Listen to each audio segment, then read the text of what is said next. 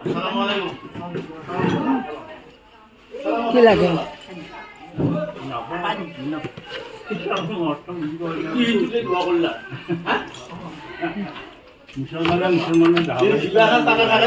আল্লাহ কবুল কৰি ল'ব আমাৰ নমাজ ওচৰত দোৱা কৰে মন্দিৰ দোৱা কৰে নহয় এনেই হয় নহয় এই মনত বহি তোমাৰ এই এওঁলোকৰ লগত নবহি এওঁলোকে নিজে বাইদেউ চাই আছে এইগিলা মানুহ হ'ল নমাজি হজিবিলাক নিজৰ কাৰণে চেষ্টা কৰি তেওঁলোকে আমি হ'লো পাৰিছোঁ বুলি কাৰণে চিন্তাটো মুছলমান বুজিবে কি কওঁ অঁ হয়